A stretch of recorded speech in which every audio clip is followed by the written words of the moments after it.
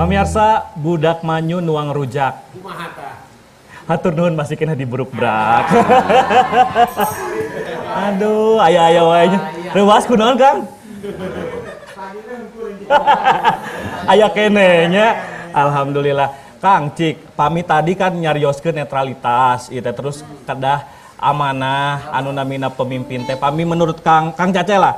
Kumaha tah sosok pemimpin anu sa kuduna dipiharep ku arurang salaku masyarakat teh. Langkung bruk-brak, transparan, segala rupina tiasa nyumponan kabutuh masyarakat gitu nya Pak.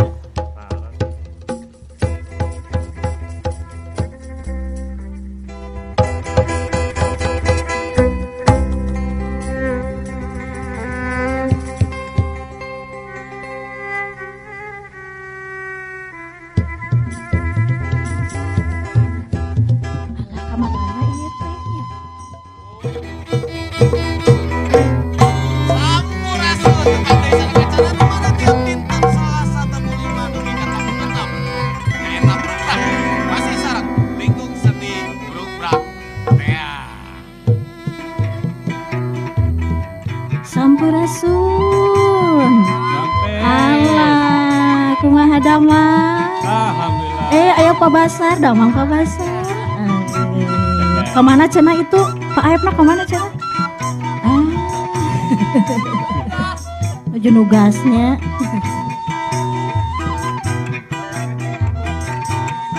Ada ngebukra, beras.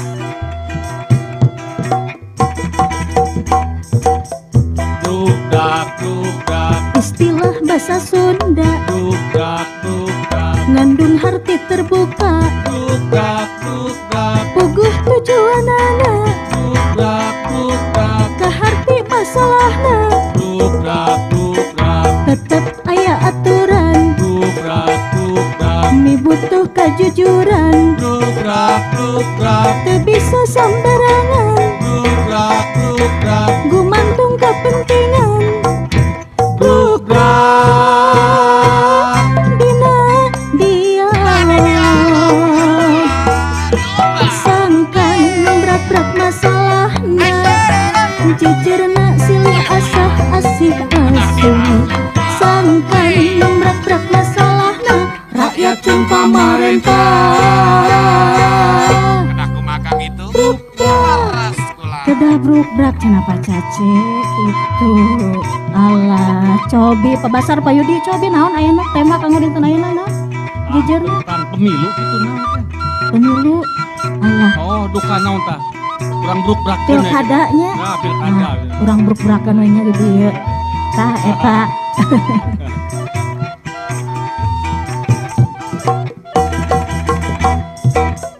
Bruk-brak Hartina transparansi, bruk-brak cirina demokrasi, bruk-brak sajalan reformasi, urang tetep ngahiji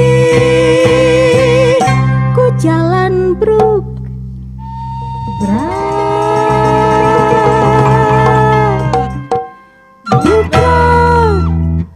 Assalamualaikum warahmatullahi wabarakatuh.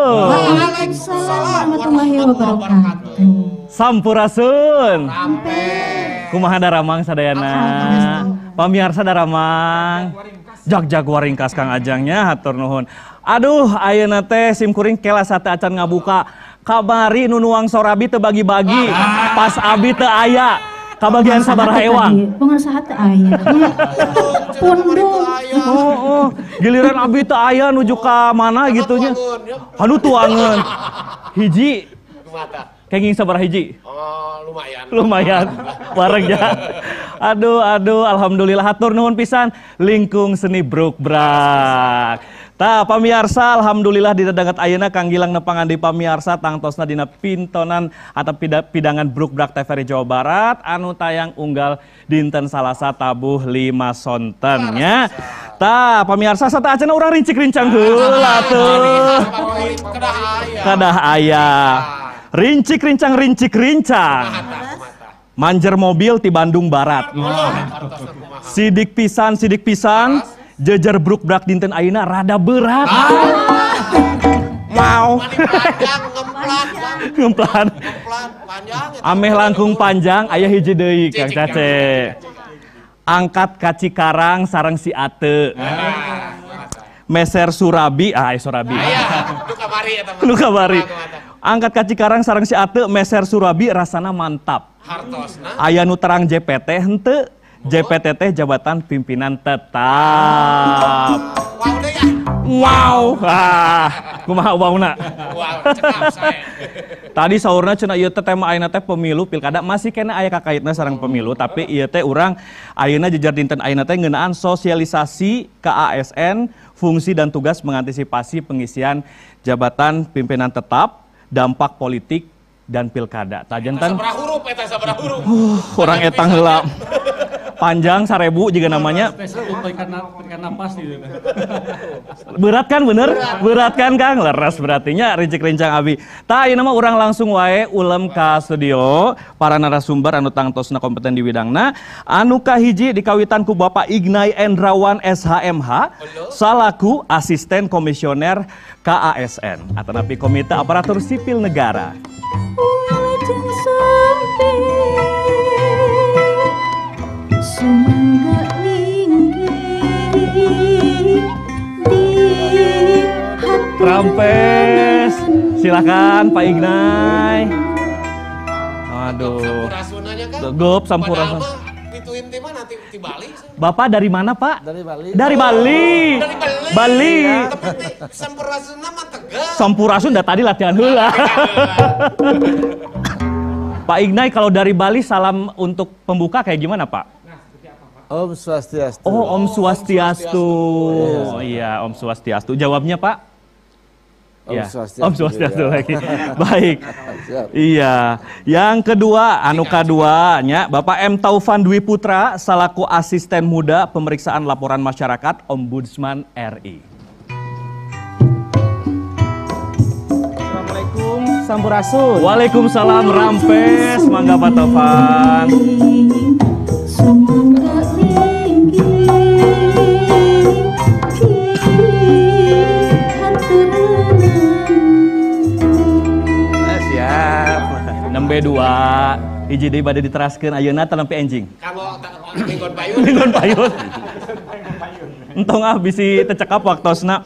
Anu katilu nyaeta Dr. Haji Deden Ramdan MSI CICP DBA selaku pengamat kebijakan publik. Sampurasun. Rampes, Pak Haji Deden mangga. Sumangga linggih di hatureunang. Rempek, alhamdulillah tos tilu narasumber. Kang Gilang ya bade calik. Pernah di musikan. Musikan atuh. Sip. Gaskeun pamirsa. Masa Kumaha Kang?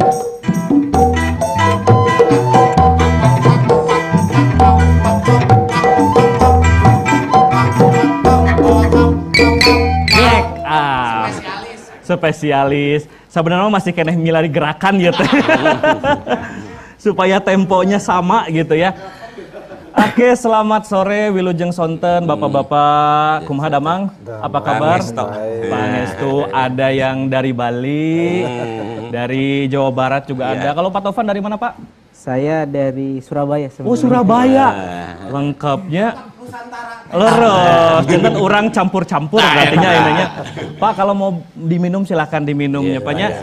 Nah, dina danget ayeuna pamirsa, bruk-brak salmi sajam payun, orang baris ngadiskusikeun ngeunaan tadi teh nyaeta sosialisasi KSN fungsi dan tugas mengantisipasi pengisian JPT dampak politik atau napi pilkada di tahun 2024. Anu kahiji yang pertama bahasa Indonesia lah. Yang pertama saya mau ke Pak Ignay Endrawan terlebih dahulu Pak. Ya. Dari KASN ya Pak ya. Nah Pak, sebetulnya untuk jabatan pimpinan tinggi ini prosedur atau pengisian mekanisme pengisiannya itu seperti apa Pak? Bisa disampaikan terlebih dahulu. Ya, baik. Sampurasun. Rampes Pak. Ya. Assalamualaikum warahmatullahi wabarakatuh. Waalaikumsalam. Selamat siang menjelang sore. kami dari KSN mungkin pertama mengucapkan terima kasih atas undangan dari TVRI karena memang ini adalah momen yang sangat baik ya, karena terus terang Komisi ASN ini memang kalau boleh jujur banyak sekali di daerah yang masih belum mengetahui ya atau belum mengerti apa itu Komisi ASN.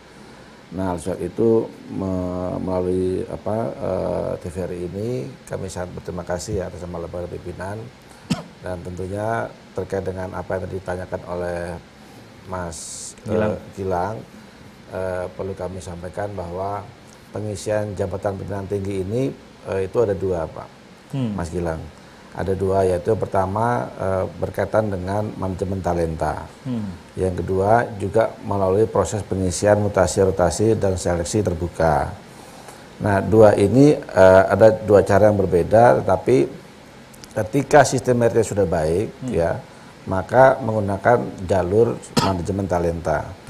Tetapi ketika sistem meritnya masih belum baik, maka diwajibkan untuk menggunakan pola mutasi, rotasi, promosi sebagaimana diatur dalam Undang-Undang ASN dan peraturan pelaksananya gitu. Nah, kami di Komisi ASN sesuai dengan kewenangan yang diberikan oleh Undang-Undang Nomor 5 Tahun 2014 tentang aparatur sipil negara, itu memang kewenangannya mengawasi terkait dengan proses mutasi, rotasi, dan promosi. Salah satu di antara yang lainnya. Yang kedua berkaitan dengan netralitas, penerapan kode etik dan kode perilaku. Kemudian yang ketiga pengawasan berkaitan dengan pembinaan profesi ASN yang dilakukan oleh PPK, Pejabat Pembina Kepegawaian. Dan dari tiga hal pengawasan tadi, karena ini topiknya adalah berkaitan dengan pengisian jabatan pimpinan tinggi, sehingga ini kami berharap ya sesuai dengan kenapa kami dibentuk oleh pemerintah supaya untuk menjamin profesionalisme para aparatur sipil negaranya gitu. Dan untuk itu kami tentu harus mengawasi lebih mendalam berkaitan dengan prosesnya. Nah, terkait pengawasan memang juga sudah ada ombudsman juga, ya kan. Ini memang ada suatu irisan terkait dengan fungsi-fungsi pengawasan. Nah, kalau ombudsman memang dia lebih domain kepada pelayanan publiknya. Nah, kami di Komisi ASN berkaitan dengan ASN-nya gitu. Nah, walaupun di ombudsman ini ada fungsi pelayanan publik yang berkaitan dengan ASN. Karena ASN dalam melakukan suatu pelaksanaan tugas bahwa ada fungsinya, dia juga mempunyai kewajiban memberikan pelayanan gitu. Sehingga irisan-irisan kewenangan ini sebenarnya kami dalam praktek ya di lapangan ini selalu juga berkolaborasi bersama dengan ombudsman dalam hal pengawasan bersama juga. Nah, kami khususnya di Komisi ASN ya dalam proses pengisian mutasi, rotasi, dan seleksi terbuka ini senantiasa kami mengevaluasi mulai dari tahap perencanaan, kemudian pelaksanaan sampai dengan hasilnya gitu. Apa yang kami evaluasi? Yang kami evaluasi adalah berkaitan dengan apakah segala sesuatu mulai perencanaan, pelaksanaan, dan hasilnya nanti ketika direncanakan itu sudah sesuai dengan peraturan perundang-undangan gitu.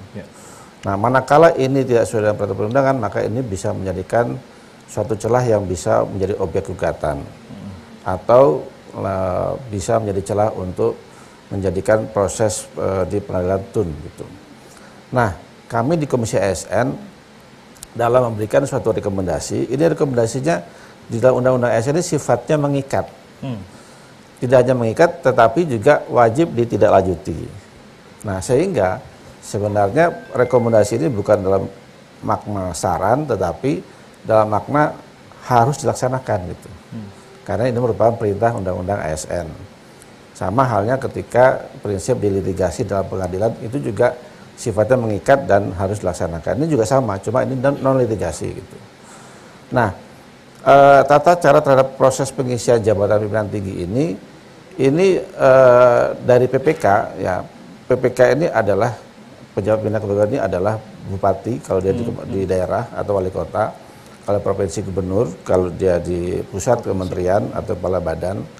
Ini dia melaporkan kepada KSN terhadap rencananya gitu. apakah mau melakukan mutasi rotasi ataukah melakukan seleksi terbuka gitu. Nah, kami memastikan supaya jangan sampai ini ada kepentingan-kepentingan yang melatar belakangi atas suatu kepentingan yang sifatnya politis gitu. Karena ASN ini dalam undang-undang ASN dia ada kewajiban netral. Dia tidak boleh terpengaruh dari kepentingan politik. Gitu. Karena dia harus melaksanakan fungsi-fungsi pelayanan. Dan pelayanan ini kalau cekoki dengan tidak netral, ini akan membahayakan. Gitu. Jadi itu Pak, Mas Gilang sementara yang bisa saya sampaikan dari Komisi ASN. Oke, berarti memang tadi yang digarisbawahi adalah harus netralnya itu ya Pak ya, Siap. tidak ada unsur-unsur politik di dalam pengisian JPT tersebut. Hapunten tadi simkuring pas pantun lepat sanes jabatan pimpinan tetap, jabatan pimpinan tingginya hapunten ya. Hoyong ngeteh kutap ketap, tetap nya hapunten. Lajengkeun deui. Ayeuna bade ka Pak Taufan. Pak Taufan, kalau pola pengawasan ombudsman terutama ombudsman Jawa Barat ini ya dalam turut mengawal pengisian jabatan pimpinan tinggi ini di menjelang tahun politik 2024 itu seperti apa Pak? Ya, terima kasih sebelumnya. Assalamualaikum warahmatullahi wabarakatuh. Sampurasun, seluruh warga Jawa Barat. Ombudsman sebagai lembaga negara pengawas pelayanan publik yang diamanatkan pada Undang-Undang 37 tahun 2008, memang salah satunya adalah diberikan kewenangan untuk mengawasi pelayanan publik, terutama salah satunya di bidang kepegawaian. Dalam hal ini, proses pengisian JPT itu merupakan sebuah proses-proses kepegawaian yang ada di setiap instansi pemerintah. Dalam hal ini adalah penerima pelayanan publik itu adalah ASN itu sendiri. Jadi ASN di sini itu ditempatkan sebagai penerima pelayanan publik, sedangkan panitia ataupun instansi yang menyelenggarakan JPT ini, pengisian JPT ini sebagai pemberi layanan publik. Karena itu kan hak dari setiap ASN untuk yang tadi ada rotasi, promosi, bahkan demosi Pak ya, dan segala macamnya memang sudah diatur di dalam undang-undang. Nah, kepentingan ombudsman di sini adalah tidak hanya yang tadi sistem merit, terus kemudian hal-hal yang memang sudah ditetapkan di peraturan perundangan yang berlaku, tapi juga hasil yang akan dikeluarkan dari hasil seleksi ataupun pengisian JPT ini adalah memang demi kepentingan publik, kepentingan pelayanan publik. Jangan sampai orang-orang yang menempati ataupun duduk di jabatan tersebut tidak terlalu kompeten. Itu yang sangat kita hindari sekali. Apalagi yang tadi ditekankan menjelang tahun politik, baik itu nanti ada pemilihan baik presiden, DPR, DPRD, sampai kabupaten kota, kemudian dilanjutkan kepada pemilihan kepala daerah, jangan sampai pengisian ini itu menjadi ajang untuk menanamkan yang namanya pengaruh-pengaruh politik. Dan itu sangat dilarang sekali, baik pada undang-undang ASN, undang-undang peraturan terkait dengan kode disiplin PNS, dan bahkan dalam aturan Permenpan RB terkait dengan pengisian JPT itu sendiri. Mungkin itu, Kang. Jadi ombudsman itu menitik beratkan hasilnya itu untuk masyarakat. Nah, pola pengawasannya adalah kami ada dua. Yang pertama terkait dengan pasif, kami menerima laporan masyarakat. Kami menerima teman-teman dari ASN yang merasa bahwa ada dugaan maladministrasi dalam proses pengisian JPT tersebut. Prosesnya seperti apa? Berbeda dengan KSN yang tadi. Kalau KSN kan terkait dengan substansinya, kami terkait dengan proses jadwal ataupun proses-proses terkait dengan salah satunya itu persyaratan yang memang itu harusnya sudah ada di undang-undang. Kadang-kadang itu tadi pada proses pendaftaran ada salah, ada ini sehingga ada yang dirugikan atau ada yang diuntungkan terkait dengan itu. Nah, kami pasif menerima laporan dan aktif terkait dengan komunikasi dengan penyelenggara bahwa kalaupun memang ombudsman dibutuhkan dalam pengawasan pengisian JPT, kami akan memberikan pengawasan juga secara aktif seperti itu. Jadi dua Kang, ada aktif, ada pasif. Aktif dan pasif ya. Di no pasif tiasa melalui laporan-laporan dari masyarakat seperti itu ya Pak ya. Sekarang saya mau ke Dokter Deden. Pak, Siap. kinten-kinten anu kudu ditingkatkan, yang harus ditingkatkan oleh salah satunya KASN Oke. yang dalam hal ini berwenang untuk menjaga netralitas ASN gitu ya Pak ya. Dalam hal pengisian JPT khususnya menghadapi tahun politik sapertos kumaha Pak? Iya. Terima kasih. Assalamualaikum warahmatullahi wabarakatuh. Waalaikumsalam. Kepada para pemirsa TVRI Jawa Barat. Hatur nuhun Kang Gilang. Poin pentingnya ini sebenarnya adalah ini irisan dari yang di sini ya. Jadi ada titik singgung yang sama. Judulnya adalah yang disebut dengan controlling kan ya. Nah, itu kan itu satu. Bagaimana yang dilakukan oleh KASN dan Ombudsman ini sama-sama nawayatunya untuk ya menghadirkan sesuatu bagi istilahnya lurusnya ya penyelenggaraan negara ya termasuk pengisian jabatan tadi begitu ya sehingga dapat memuaskan dalam tanda petik ya publik begitu. Nah, kan judulnya kan seperti itu. Lalu yang kedua ya saya melihatnya gitu dalam perspektif kebijakan publik bahwa ini kan bicara tentang publik ya. Kalau sudah bicara publik kan Brukbrak ya Kang ya. Kan begitu ya. Harus judulnya transparan kan begitu. Tadi diakui ya oleh KASN bahwa ini nyaris tak terdengar gitu ya. Padahal pekerjaannya luar biasa kan. Nah, hari ini tentu dengan multi platform begitu. Ya bagaimana hal-hal yang terkait dengan tugas pokok dan fungsi itu ya satu ada semacam kejutan nyaman gitu ya yang orang mengetahui ya misalnya contoh pengisian jabatan PLT ya di Jakarta ya. Nah ini kan cawe-cawenya luar biasa ya, ada pro kontra dan sebagainya kan begitu. Saya memprediksi ya Jawa Barat nih setelah Kang Emil ya mangkat begitu ya untuk ini karena status habis ya ya ini akan terjadi tarik ulur kan begitu. Nah disitulah tugas dari kan gitu ya KASN dan Ombudsman gitu ya untuk memastikan bahwa orang itu bukan hanya layak, bukan hanya kompeten, tapi dia menghadirkan yang disebut dengan mutual trust. Ya, yang disebut dengan saya percaya dengan orang ini gitu ya, bahwa orang ini teh netral gitu. Ya, kan begitu ya. Dia objektif ya. Nah, itu yang dibutuhkan sekarang seperti itu kan ya, karena yang saya lihat sekarang tidak sedikit orang-orang politik itu datang dari berbagai kampus ya kan. Ya, para guru besar juga banyak yang aktif ya.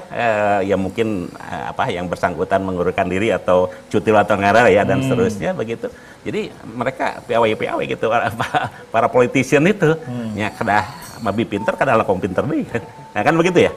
Nah, itu. Jadi maksud saya adalah dengan alam keterbukaan seperti ini di mana masyarakat melihat dan memantau begitu. Ya saya pikir kalau kerja dengan transparan dan disertai dengan aspek akuntabilitas tanggung jawab, saya pastikan dua lembaga saudara kita ini akan bekerja istilahnya dengan husnul khotimah. Insya Allah ya Pak ya. Begitu ya. Iya betul. Berarti memang tadi secara prosedural harus diikuti.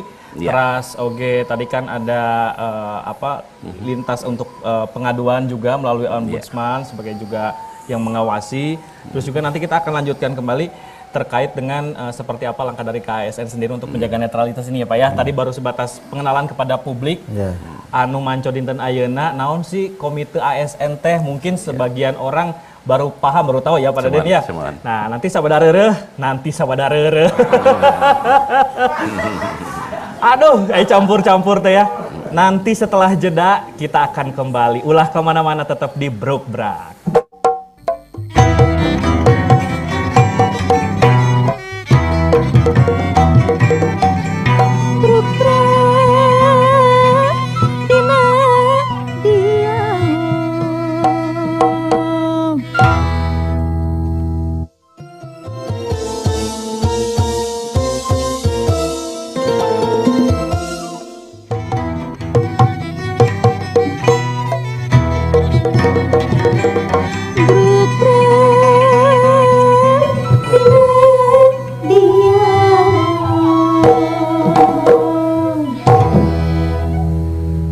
Pamirsa, budak manyu nuang rujak.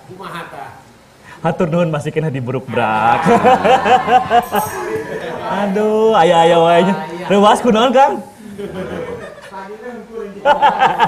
Aya kenenya. Alhamdulillah. Kang Cik, pami tadi kan nyarioskeun netralitas, ieu teh terus kedah amanah anu namina pemimpin teh. Pami menurut Kang Cace lah, kumaha tah sosok pemimpin anu sa kuduna dipiharep ku arurang salaku masyarakat teh.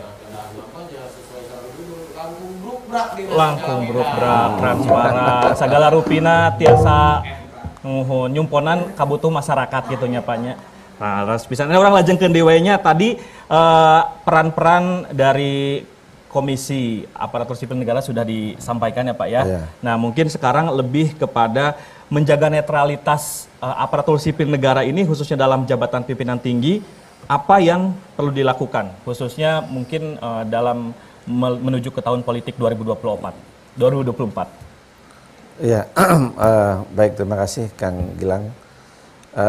Izin mungkin kami perlu menyampaikan juga ya bahwa memang para pimpinan kita nih ya, khususnya jabatan pimpinan tinggi, ini kan memang harus mempunyai kualifikasi kompetensi yang memang sesuai, Pak. Jadi jangan sampai orang-orang ini dalam mengisi jabatan ini adalah orang yang tidak tepat. Gitu. Artinya dudukkanlah pada orang yang tepat, pada tempat yang tepat. Gitu. Yeah. Nah itulah yang sebenarnya saat ini pemerintah Indonesia sudah menuangkan dalam bentuk sistem merit ya, sistem merit. Nah di undang-undang sebelum saya menjawab pertanyaan Kang Gilang ya. Jadi dalam undang-undang ASN ini sebenarnya yang paling penting ada perbedaan paradigma lama dengan yang baru gitu. Kalau dulu sebelum undang-undang ASN itu masih sangat kental like and dislike. Jadi mencari suatu pejabat itu tergantung like-nya. Kalau dia suka ya dia ambil, kalau dia nggak suka dia nggak pilih gitu. Nah dengan adanya undang-undang ASN ini yang notabene diberatkan kepada sistem merit, maka sudah tidak ada lagi itu like and dislike. Jadi murni kepentingan sesuai dengan kualifikasi dan kompetensinya. Nah itulah yang disebut dengan sistem merit itu. Jadi kalau di Undang-Undang ASN itu sistem merit ini adalah kebijakan dan manajemen ASN yang berdasarkan kualifikasi, kompetensi, kinerja yang baik dengan adil dan wajar, dengan tanpa diskriminasi gitu. Ya, artinya tentunya dampaknya adalah sistemnya sistem kompetisi ya. Kalau dulu nggak ada kompetisi, sekarang harus kompetisi gitu. Dengan adanya kompetisi ini, ya ASN ini dengan sendirinya akan berlomba-lomba untuk bagaimana dia bisa memperbaiki diri, bagaimana dia bisa mencapai suatu tujuan diinginkannya gitu. Nah, tentunya ketika kompetensi yang diharapkan ini sebenarnya ada 3 Pak. Kompetensi manajerialnya, di situ ada meliputi juga integritas dan lain sebagainya. Kemudian juga ada kompetensi sosiokultural. Sosiokultural ini kompetensi yang berkaitan dengan bagaimana membuat suatu kemajemukan ini bisa berjalan dengan baik itu. Dan yang terakhir kompetensi bidang teknis. Nah, 3 kompetensi teknis inilah yang menjadikan bagaimana ini seorang bisa menjabat dalam suatu jabatan pimpinan tinggi gitu. Nah, tadi pertanyaan Kang Gilang, tadi lebih untuk netralitas ya. ASN ini seperti Ya. apa, Pak? Nah, ini ketika calon-calon pimpinan ini dia ke kompetensi manajerial, itu ada namanya integritas ya. Nah, integritas itu maknanya sangat luas. Termasuk bagaimana bisa menjalin suatu perekat atau pemersatu bangsa. Nah, ASN ini diharapkan memang bisa menjadi suatu perekat pemersatu bangsa gitu. Supaya tidak ada lagi terkotak-kotak gitu. Dan ini kita harapkan ke depan memang jangan sampai kita ini terpecah belah hanya karena suatu kepentingan politik. Nah, oleh sebab itu berkaitan dengan hal tersebut ya tentunya apabila ada ASN yang dia terkotak-kotak atau kemudian dia terpengaruh dari suatu kegiatan politik praktis dan lain sebagainya, ini bisa dikenakan tindakan disiplin gitu. Atau kode etik, kode perilaku. Jadi memang saat ini memang kita sangat pantau, terutama yang biasanya ini ada tim sukses ya, ini kan sudah mulai, sudah memang sudah bisa dirasakan. Nah ini kita juga memantau, mengevaluasi apakah memang ada sudah dibentuk tim sukses, apakah memang sudah ada disebarkan orang-orangnya sehingga ini bisa menjadikan kedepannya ini tidak baik itu. Nah kami ikut memantau itu. Dan bahkan juga dengan Ombudsman kami selalu berkolaborasi ya. Terakhir kami di Bali, kami dengan Ombudsman melakukan fungsi pengawasan langsung gitu. Ketika ada proses asesmennya, pembuatan makalahnya, kemudian wawancaranya, kami dengan Ombudsman di Bali itu sama-sama sudah melakukan fungsi pemantauan secara langsung gitu. Gitu. Oke Pak, berarti kalau misalkan tadi disampaikan harus ada beberapa hal, diantaranya integritas dari para yang akan mengisi itu ya Pak ya, selain ASN ini ya Pak ya. Ada juga masa untuk pengisian JPT-nya itu kapan saja Pak? Dalam setahun itu? Pengisian JPT itu tergantung kebutuhan organisasi di instansi pemerintah masing-masing gitu. Biasanya kalau memang ada yang pensiun gitu kan, ada pensiun, kemudian pasti harus melaporkan kepada Komisi ASN untuk bisa diberikan rekomendasi. Nah, untuk KSN bisa memberikan rekomendasi, maka banyak sekali syarat-syarat yang harus dipenuhi gitu. Jadi tidak mudah juga. Dan ketika prosesnya itu kami pantau langsung. Kalau nggak kami datang langsung, kami juga melalui Zoom gitu. Sehingga betul-betul ini diawasi dengan sangat ketat supaya bisa mencari atau menjaring orang-orang yang tepat pada posisi yang tepat gitu. Ada tim suksesnya juga tadi Pak ya? Bisa ada tim suksesnya juga? Ya kita akan memantau juga Pak. Karena memang tidak hanya seperti Ombudsman yang tadi sampaikan, tidak hanya berdasarkan laporan, pengaduan, kami juga atas prakarsa sendiri juga bisa untuk melakukan fungsi-fungsi pemantauan berdasarkan informasi-informasi dari manapun juga gitu. Bahkan dari WA, dari SMS yang kami terima, kami juga bisa langsung proaktif untuk bergerak melakukan fungsi pengawasan. Berarti pengawasan, monitoring tetap dilakukan ya Pak ya? Saya ke Pak Taufan kembali dari pihak Ombudsman, ini bagaimana melihat arti penting dari JPT ini dalam hal peningkatan pelayanan publik? Karena kan tujuan utama juga nantinya kepada pelayanan publik yang lebih masif dan juga pokok seperti itu. Ya, arti pentingnya itu tadi, orang yang tepat, yang punya kualifikasi yang tepat, yang punya kompetensi yang tepat, baik tadi sisi manajerial, terkait dengan kualifikasi terkait dengan sosiokultur, sampai kemudian teknis, itu akan membuat atau memberikan suasana kerja dalam sebuah institusi itu bisa lebih maksimal. Karena kan memang dia sudah melalui proses proses untuk piramida Pak ya, piramida, sehingga itu tadi orang yang dipilih adalah orang yang memang paling tepat pada saat itu menjabat. Itu terkait dengan waktu, terkait dengan kompetensi, sehingga itu tadi kalau kemudian itu semuanya sudah dinilai secara menyeluruh baik oleh PPK kemudian dikonsultasikan ke KSN, ya pasti nanti manajerialnya pasti bagus. Terus kemudian membangun suasana kerjanya pasti bagus. Dan ide ataupun kebijakan-kebijakan lewat kompetensi teknisnya juga bagus. Akan langsung mengena nih. Kadang-kadang kalau dulu-dulu ya Pak ya, kalau dulu-dulu ini bahwa pengisian JPT ini kan tergantung tadi like and dislike. Oh iya, orang-orang yang mempunyai kepentingan politik pasti ditaruh di tempat-tempat ini. Sedangkan orang-orang yang tidak disukai dalam tanda kutip, padahal dia sudah memenuhi kualifikasi, biasanya ditaruh di sini. Itu dulu ada itu stigma seperti itu.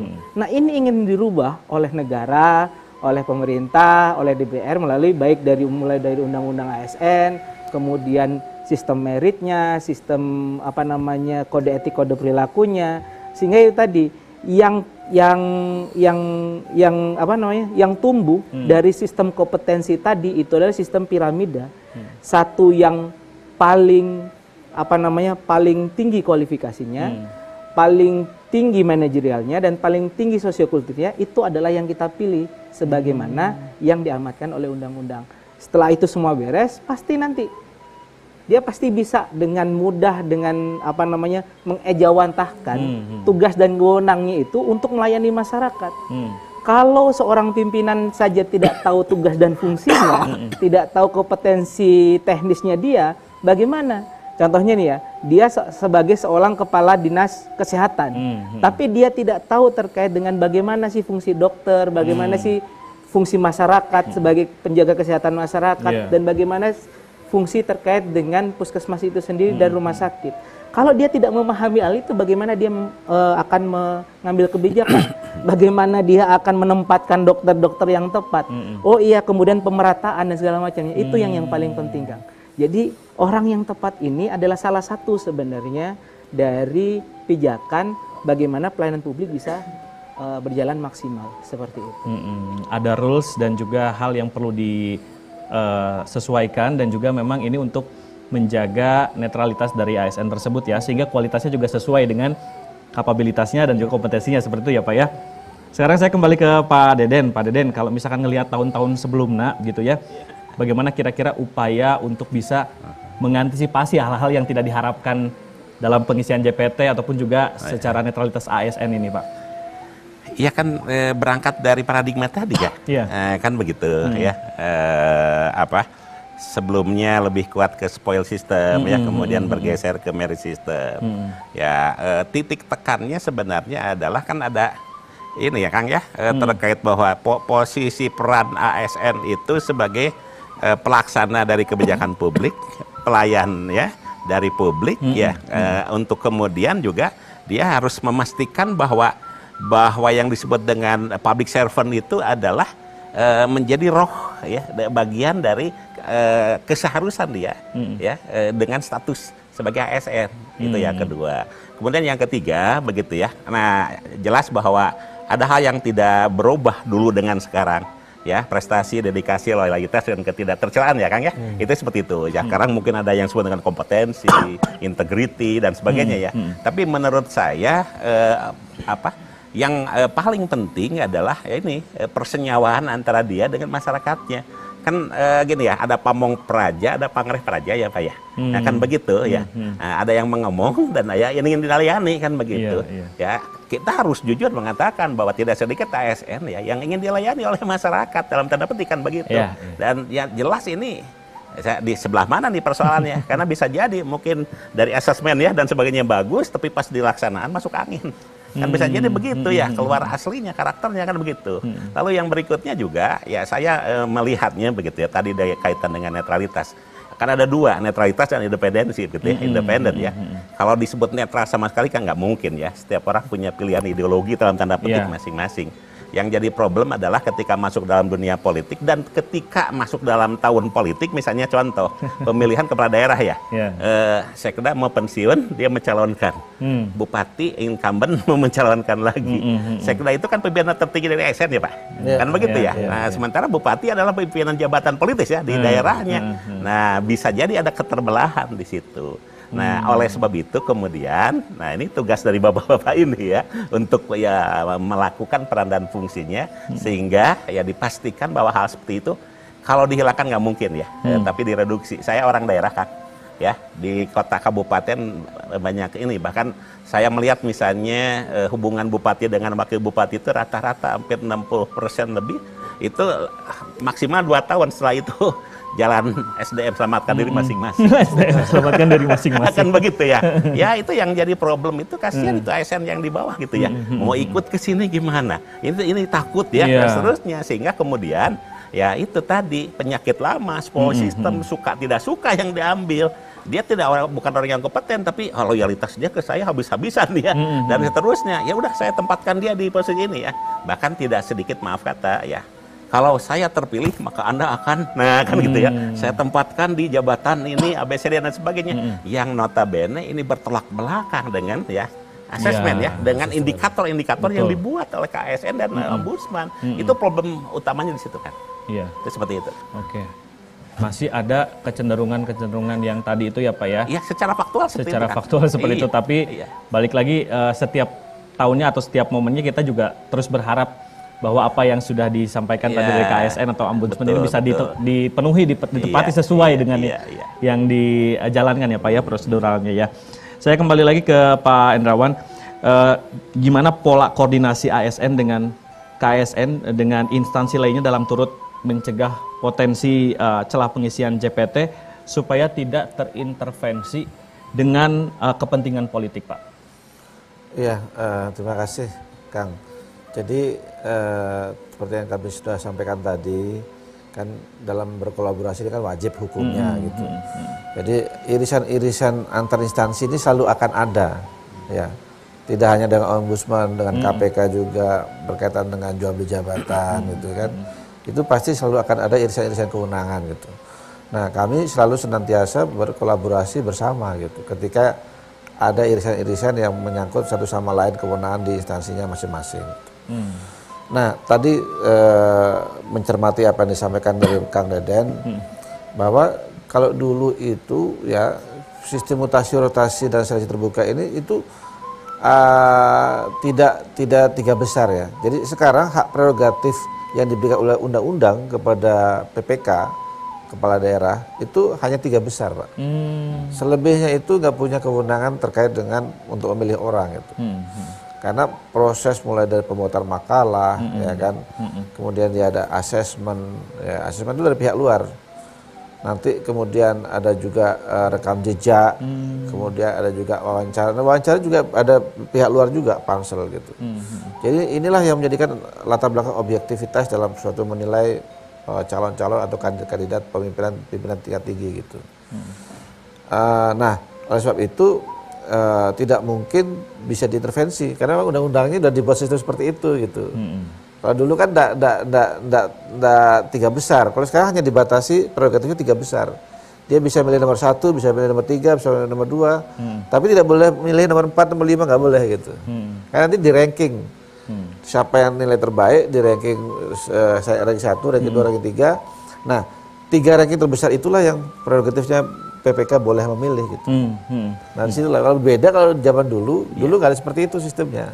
Ini yang membedakan kenapa sistem itu dibuat supaya ada fairness. Gitu. Kalau masalah kolaborasi memang dari awal KSN selalu berkolaborasi. Terkait juga ada misalnya informasi jual beli jabatan, kami juga memberikan informasi kepada KPK dan bahkan ya kadang-kala kami juga dengan Direktorat Labdunya itu kami juga berkolaborasi dalam melakukan wawancara bersama gitu. Jadi kolaborasi itu kami selalu menjadi suatu pegangan kami dalam melangkah, termasuk dengan ombudsman juga. Kembali ke Pak Tovan, kalau dari ombudsman sendiri tadi secara pasif ada aduan dari masyarakat seperti itu ya. Sejauh ini aduan-aduan dalam bentuk apa saja yang sudah pernah dilakukan atau diproses? Kurang lebih memang untuk substansi kepegawaian itu beberapa ada terkait dengan yaitu tadi promosi, terus kemudian rotasi, bahkan emosi itu dilaporkan ke ombudsman. Ada juga beberapa tahun lalu pengisian JPT di salah satu kabupaten kota. Terus kemudian secara umum hak-hak dari pegawai itu sendiri. Bahkan pada saat beberapa tahun ke belakang dulu bahkan terkait dengan kedudukan dia.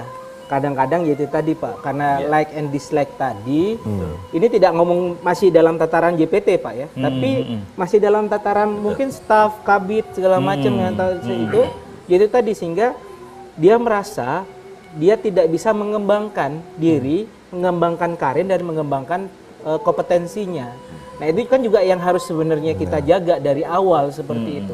Tidak hanya untuk mengisi yang level yang tertinggi, tapi bagaimana kita memastikan setiap ASN ataupun setiap warga negara yang kemudian diangkat dan disumpah menjadi ASN itu mempunyai kesempatan yang sama terkait dengan pengembangan potensi diri dan potensi karir yang memang sudah sesuai dijalankan. Tapi di sini kadang-kadang yaitu tadi masih kita temukan praktek-praktek yang memang ada penghambatan, ada like and dislike tadi atau dalam tanda kutip pengotakan lah Pak ya, pengotakan gitu ya Pak ya.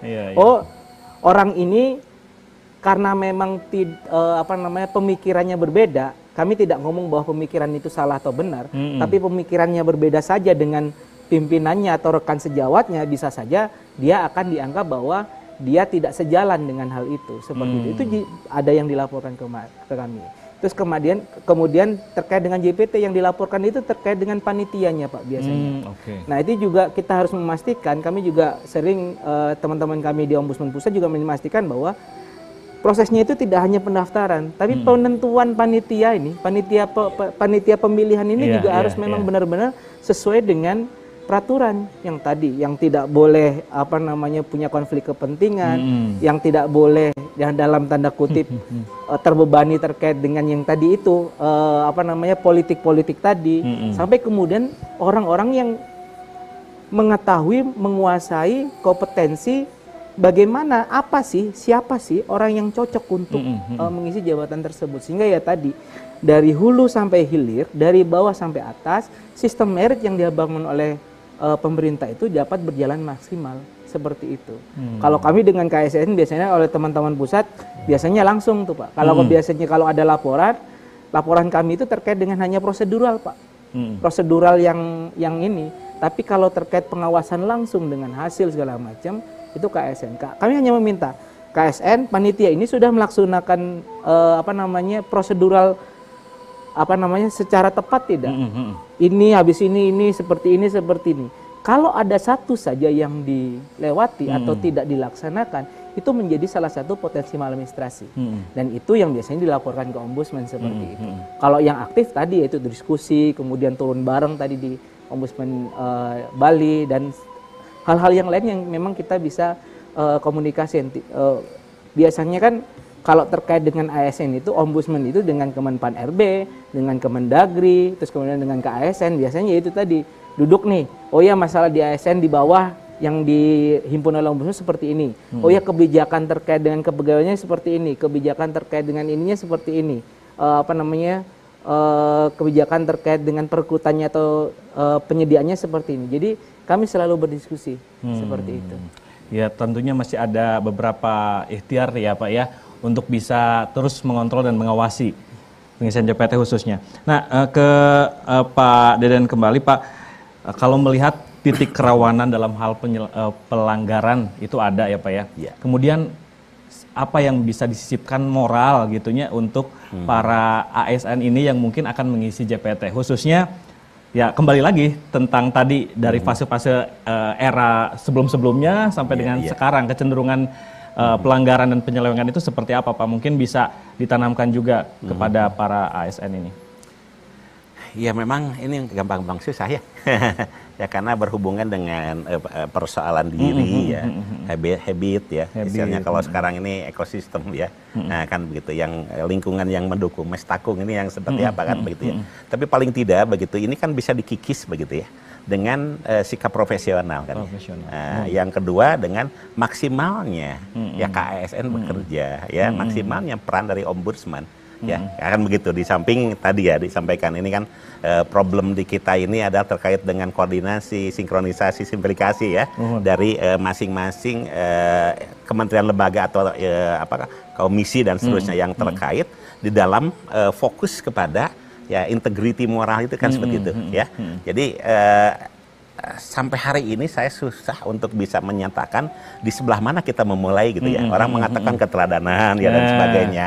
Ya saya harus jujur mengatakan revolusi mental sampai hari ini ya, indikatornya ini sudah berapa persen ya. Kan seperti itu kan ada susah kan begitu.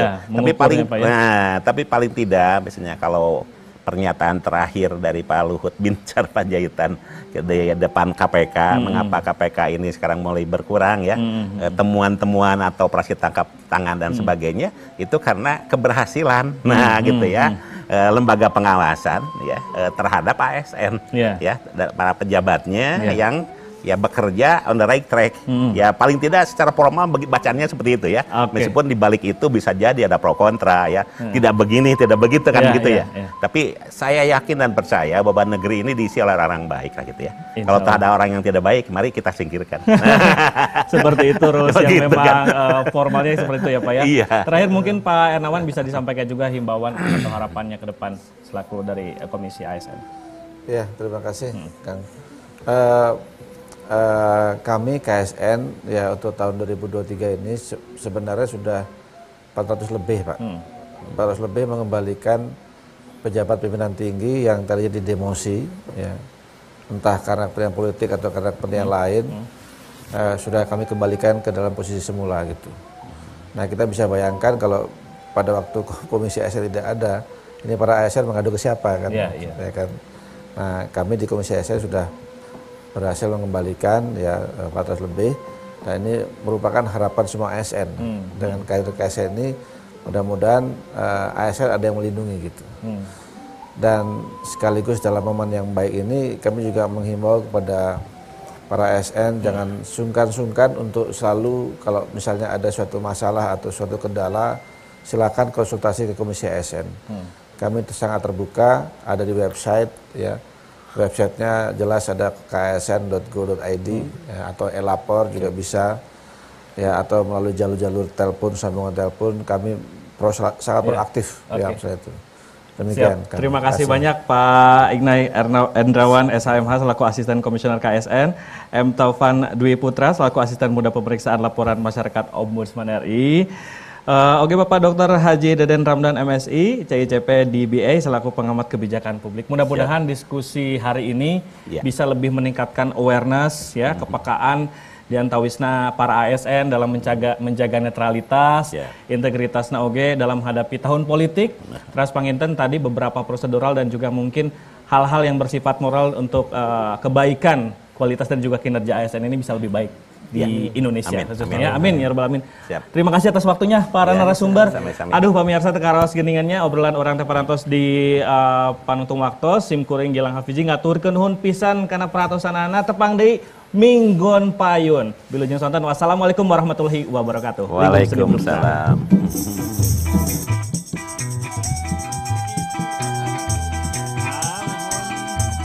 Udah netral. Udah netral. Ya dia.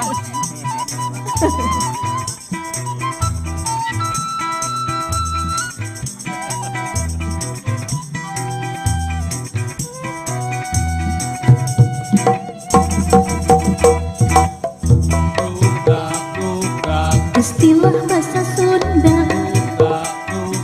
ngandung arti terbuka,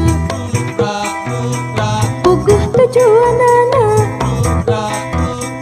kaharti masalahna, tetep aya aturan ni butuh kejujuran, teu bisa sembarangan kumantung kepentingan.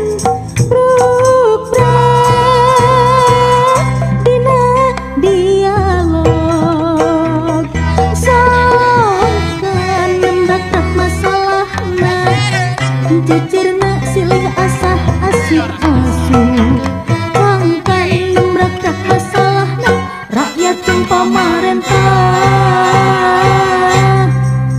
brubrak sangkan nembrakrak masalahna jejerna silih asah asih asuh sangkan nembrakrak masalahna rakyat jeung pamarentah.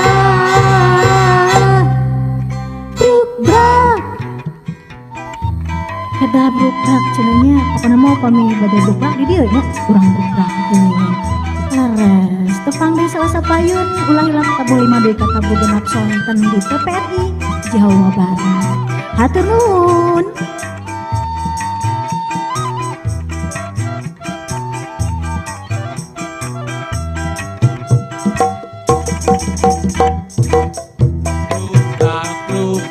Istilah bahasa Sunda ngandung arti terbuka, puguh tujuanana kaharti masalahna, tetep aya aturan